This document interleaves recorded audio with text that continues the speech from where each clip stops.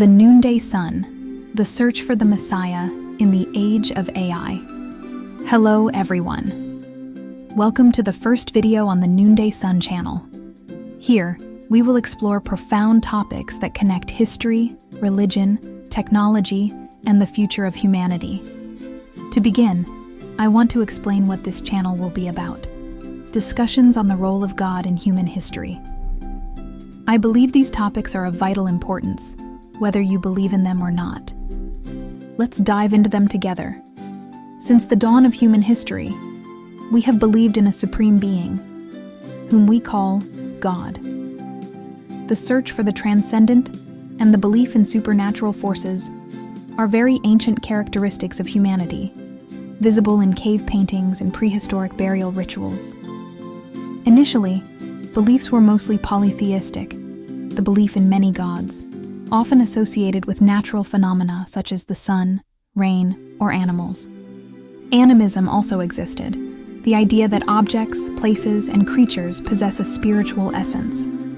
The notion of one supreme being, unique and all-powerful, monotheism, is a later development.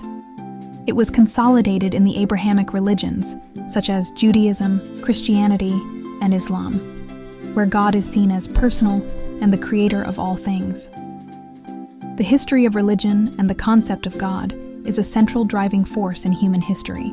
Religion has shaped empires, created laws, inspired great works of art, motivated wars, and dictated the morals and culture of entire civilizations. Therefore, we are led to think that the history of humanity is the history of God itself. Both are inextricably intertwined. If in the past there was belief in many gods, today we see even greater diversity. Various religious denominations, beliefs in diverse narratives, including atheism, which denies the existence of God. One of the most influential is communist ideology, which promoted state atheism. At its peak, during the Cold War, the Communist bloc, comprising the USSR, China, Eastern Europe, and Cuba, ruled over approximately 1/3 of the world's population. Today, its direct influence is smaller, limited to countries such as China, Vietnam, North Korea, Laos, and Cuba, but it still affects billions of people. 2,000 years after Jesus of Nazareth revealed the Father to humanity, history takes a new turn with the advancement of technology. It is clear that humanity is at a crucial juncture regarding the question of God. Advances in science and technology, especially the internet and artificial intelligence, have accelerated the changes that began with the Enlightenment. Science explains phenomena that were once attributed to the gods.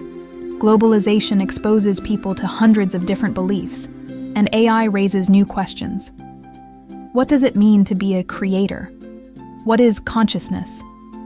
This forces both believers and atheists to rethink their arguments. With that in mind, let's analyze where we stand in history in relation to God and humanity.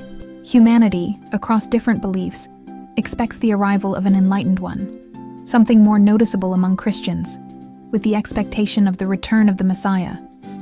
But this is not exclusive. In Shia Islam, the return of the Mahdi is expected.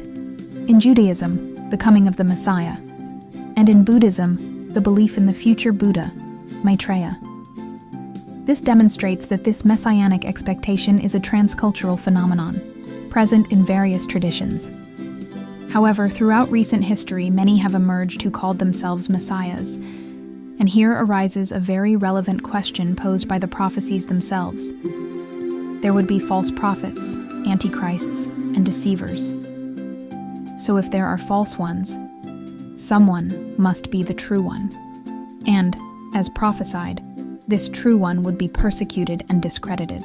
Furthermore, Jesus himself wondered whether there would be faith in this time, referring to the time of his return, which leads us to a scenario of skepticism and doubt. This complexity led me to investigate to see if any of these so-called messiahs had any chance of being the true one. And yes, there is one who deserves close attention. But before we get to him, let's look at the most notable ones who have emerged recently, and why most of them don't fit the prophecies or logic. Only then can we truly understand why this one, whom we have saved for last, must be analyzed more carefully. Let's then examine the comparisons. Brian David Mitchell. His self-proclaimed status as a prophet of God was linked to extremely serious crimes, such as kidnapping and abuse, all committed under the pretext of divine orders. Preaching violence and violating fundamental moral and legal principles immediately disqualifies him, and certainly does not legitimize his actions. Marshall Applewhite, Heaven's Gate. This leader and his followers believed that salvation would come by abandoning their physical bodies to ascend to a spaceship accompanying a comet. This claim of transcending the physical laws of human existence, without any clear and observable divine manifestation, culminated in a mass suicide, thus eliminating any possibility of him being a Messiah. Jim Jones, People's Temple. He presented himself as a reincarnation of Jesus and Buddha, promising a utopian society. However, his leadership led to the tragic mass suicide in Jonestown, also eliminating any possibility of him being the Messiah. José Luis de Jesus Miranda, Growing in Grace, and Lisbeth Garcia, God's Government and the Science of Love. Miranda claimed to be the man-God and later Melchizedek, teaching that sin does not exist and that his followers would have immortal bodies. His successor, Lisbeth Garcia, continues to expand these doctrines. The claim of physical immortality without any evidence, and the denial of sin. Therefore, it is clear that this deviates completely from the purpose of the coming of the Messiah, since one of the reasons for his coming is to restore humanity from sin. This eliminates the possibility that this is the true Messiah, besides the fact that he has no achievements that could suggest he is the Messiah. Mitsuo Madayoshi. In Japan, he declared himself God and Christ, claiming to be the only one capable of carrying out the Last Judgment through politics, running for prime minister. Although his strategy was political, the claim to be the Messiah to judge the world through a political position, without any divine basis, disqualifies him, and he left no achievements that justify him being a Messiah. Wayne Bent, Church of Our Lord of Righteousness. He claims to be the incarnation of Jesus Christ. His movement, though of limited scope, demands unconditional obedience to his leadership and interpretations of the Bible. The lack of significant global impact and the restricted nature of his community can be framed under the criterion of absence of significant results. We can therefore disregard him. Jehovah Wanyonyi, Church of the Living God. He self-proclaimed himself Almighty God and banned modern education and taxes. His limited geographical influence, mainly Kenya and Uganda, and the absence of a lasting positive impact on a global scale, place him under the criterion of absence of significant results. He did not stand out globally, which disqualifies him. Vissarion, Church of the Last Testament. Known as the Jesus of Siberia, he claims to be the reincarnation of Christ.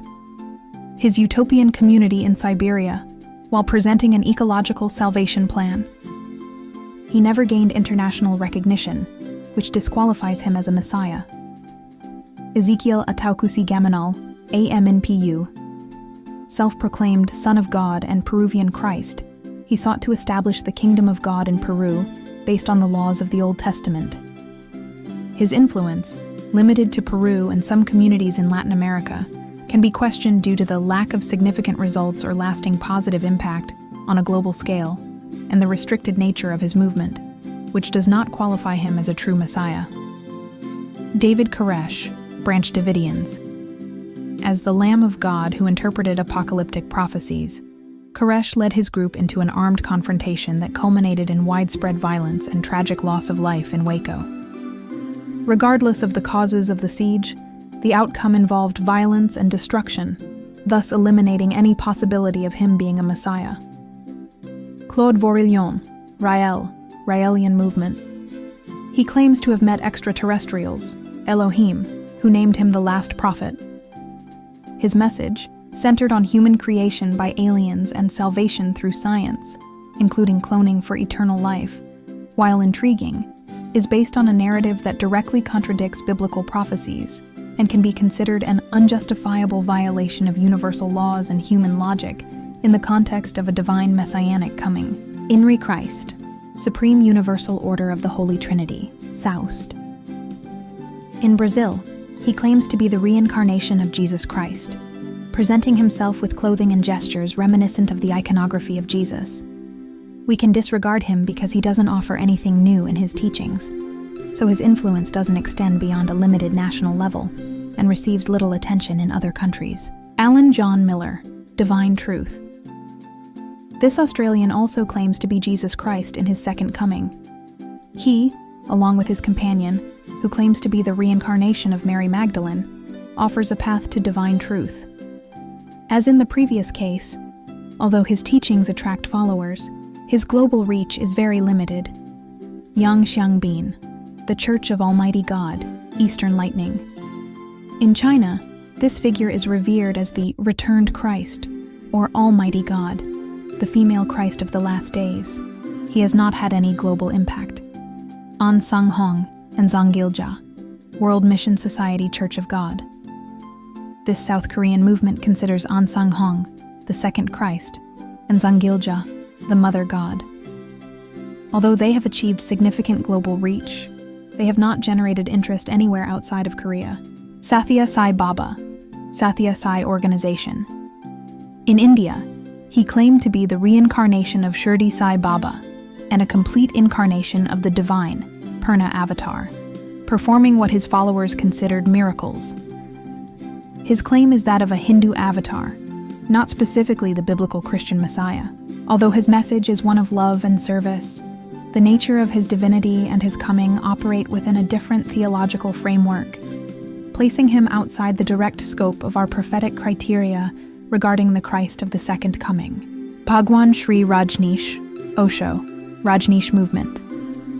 Although he was an enlightened and globally influential guru who offered a path to personal enlightenment, a Buddha, Osho did not proclaim himself as the biblical Christian Messiah in his second coming. His mission was personal liberation and self-knowledge within a philosophy that transcends and sometimes critiques traditional religious structures, including Christianity. Therefore, he cannot be seen as the Christian Messiah. Mokichi Okada, Meishu-sama, World Messianic Church. In Japan, he is revered as the Lord of Light, the instrument through which God is establishing the earthly paradise. His mission of spiritual and material purification through jorei, natural farming, and beauty, while salvific and transformative for his followers, does not align with the identity and event of the second coming of the Messiah, according to biblical Christian prophecies. He is a messianic figure within his own tradition, but not one we are looking to compare directly.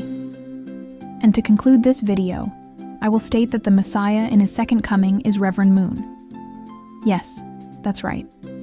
And in the next video, I will argue in detail why I make this claim, presenting the reasons and connections that led me to this conclusion. However, I ask you to leave your comments now. Do you agree? Disagree? I want to know your opinion, even if it's to disagree with me. Honest debate is what enriches our knowledge. Don't miss the continuation of this in-depth analysis. Subscribe to the channel and turn on the bell to be notified as soon as the next video is published. It will be a discussion that promises to broaden our horizons. Thank you very much for watching, and until next time.